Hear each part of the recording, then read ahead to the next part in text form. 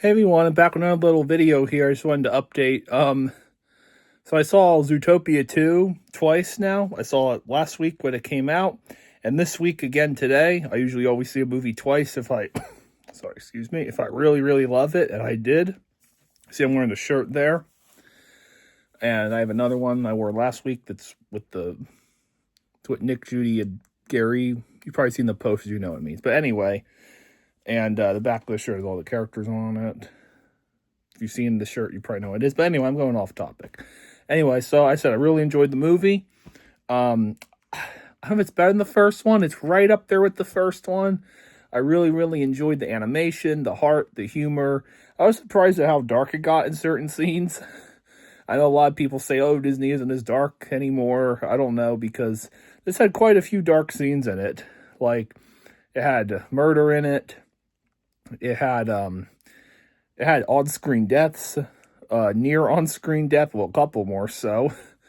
The themes, I really enjoyed the themes, getting, like, displacement and all that. But anyway, also, I wanted to say, like, I enjoyed the music, the song Zoo by Shakira. It's up there with Try Everything. I think she partially wrote this one with Ed Sheeran. Try Everything was mainly by Sia, I think. But anyway, I enjoyed both songs. The scenes that the songs were used in were really well done and funny.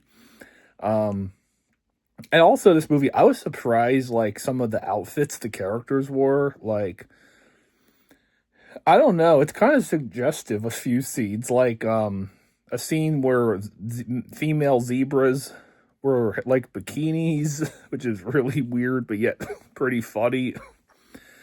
And a male moose wears a Speedo with a crop top. That was funny. A couple other characters wear, like, these really revealing clothes I thought was really funny. And Gazelle's new outfit is quite kind of suggestive, I think. But kind of well done, though. It's a well-designed suit. And also, I wonder if she carried any input in that. Because the last outfit she did, I wonder if she did this time. I don't know. But anyway, I also wanted to say, like, Nibbles is really funny. Fortune Feimster, voiced by, she's really funny in the movie. Some of her lines were quite suggestive. Like, she mentioned something about the word threesome comes up, but in a very funny way. And then foursome comes up in a very funny way, too. I was like, okay, that was interesting. I don't see when she chews pencils. That Nick mentioned something about lead poisoning and chewing pencils. That was funny. The scene when the reptile, the other weird scene when Nick steps on a lizard's tail, and it falls off, and he tries to, like, attach it, and then she turns around. Her outfit is really weird. It's like a crop top, but in a shirt. It's like a shirt tied as a crop top. That was crazy. And she smiles, does this weird laugh, and says, "You can keep it." I was like, what? Even my audience both times got, like, a lot of laughs out of that scene. That was really funny. And the scene when Nick's brushing his teeth with his hairbrush accidentally, that got a few laughs too. Overall, like I said, I really enjoyed the line when Bogo says, Nick says, something about a traumatic childhood. Bogo says, you want a traumatic adulthood. That was funny, especially the way Idris delivered that line. And Jason Bateman, really good job as Nick. Jennifer Goodwin, really good job as Judy. Kiwi Kwan, really good job as Gary. I really enjoyed the plot twist even. If you see the movie, you know what I mean, with the twist villain. Although this one actually makes a lot more sense than Bellwether did. I know a lot of people were big on the Bellwether twist, but without spoiling anything too much, the scene, it's kind of weirdly dark humor in a way, because Judy says, oh, at this point, something like, last time there was a twist. And then the character who's revealed to be the villain says, I know, and then injects her with snake venom. I was like, geez. I read the book here. You can see the book there. So I knew it was coming. The book has some differences. I have to check again, but I'll make another video another time. But I was surprised. Like, it's like, Judy, you kind of walked yourself into that one. You know, you mentioned there was a plot twist, and then boom, plot twist happens. Definitely some dark humor, I think, there. And the scene with the Nick and Judy relay their emotions to each other. It was It was pretty cute, heartwarming, and kind of funny how they just keep rambling on. That was really funny. Bellwether, it was really funny. Jenny Slate, once again, really good job. And she even has they even make fun of Silence of the Lambs in one scene with her behind the glass door. Like, if you've seen Silence of the Lambs, Hannibal's behind the glass window, whatever. That was kind of a clever reference. And then scene when the characters, when Paul Burt's, Andy Samberg, really good job. He's walking through snow. He's looking all crazed. Yeah, it's clearly it's like a snow maze even. They're making fun of The Shining. That was really funny. Got a lot of laughs in my audience. And then when Nick's driving the snow plow, Judy says, "You're such a bad driver," which is a little reversal at the end of the first movie when Judy tells him, no, when Nick tells her, "Are all rabbits bad drivers?" So that was kind of like a little reverse joke, I guess. That was funny. Anything else I'm forgetting? Oh, no, I ain't got a lot of laughs when Judy's grandmother said to her, "When are you going to come home and make babies?" I was like, what? What? Jeez. I mean, there's a lot of innuendo in this movie that really surprised me. I mean, it's PG, but it definitely deserves its PG rating. I know a lot of people say most PG movies the rating doesn't mean much anymore because the G rating nobody really uses. There's different levels of PG though. This movie definitely, like the first one kinda, this one definitely earns its PG rating, I'll say.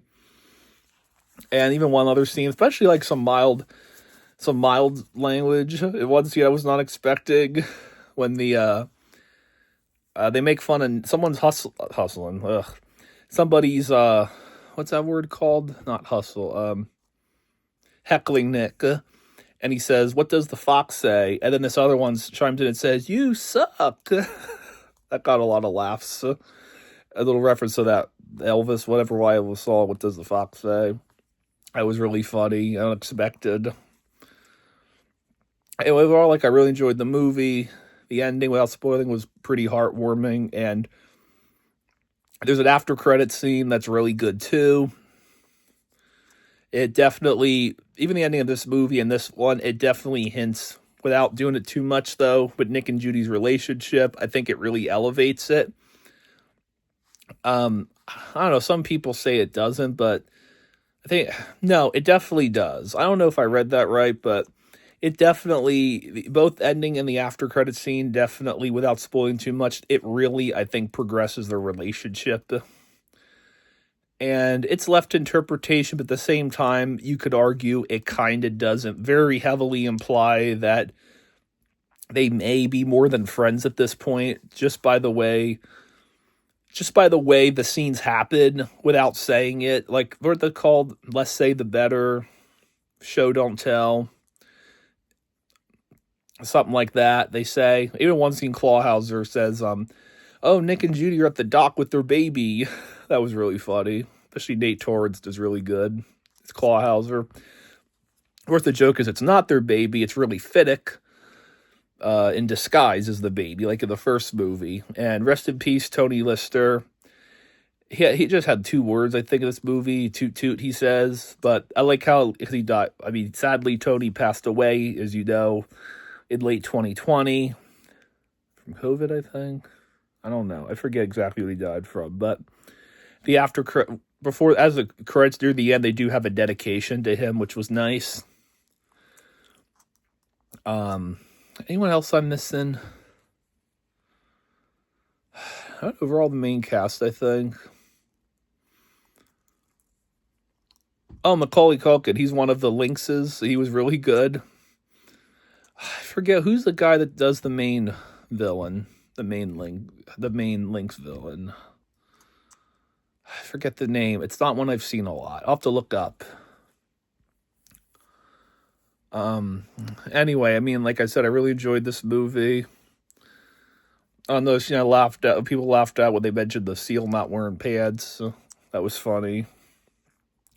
This weird Rawlist has like life preservers, like I said, some of the wardrobe, the design choices of this movie is pretty wild. And some people have joked, like, were the furries involved in animating some of this stuff? Because this walrus dude, he's like a boat. Like, the whole joke, he's like so big that he has like a giant boat attached to him. He has life rafts on his nipple areas. Everyone in the audience was like kind of laughing at it because of how weird it was. He has like this really creepy vibe. I thought that was really funny. And then they play the song Bella Notte from Lady and the Tramp. That was funny.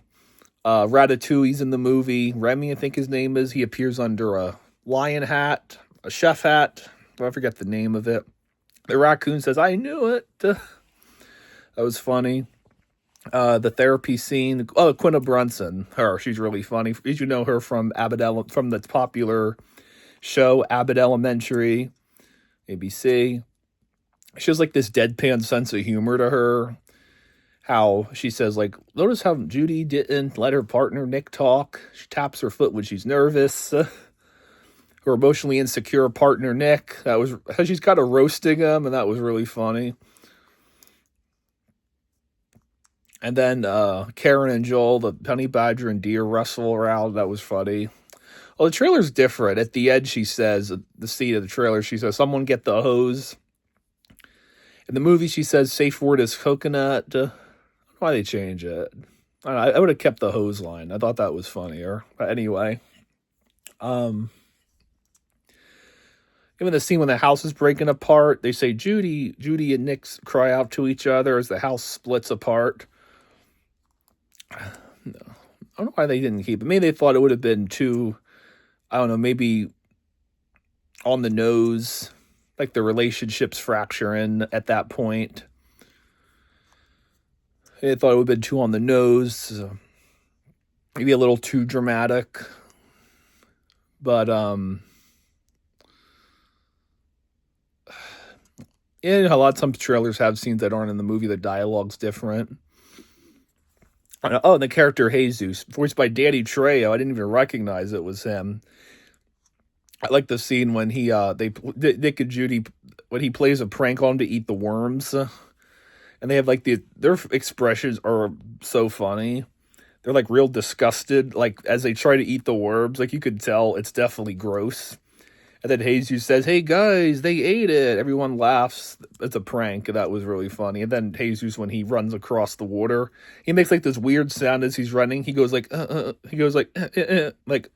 something like that. I can't do it well, but if you see the scene, you know what I mean. Anything else I missed? Yeah, overall, I really enjoyed the movie. I really recommend it. And I had a feeling in my other video, I knew it was going to be that Wicked 2, which that's a whole other video for another time. I enjoyed Wicked 2.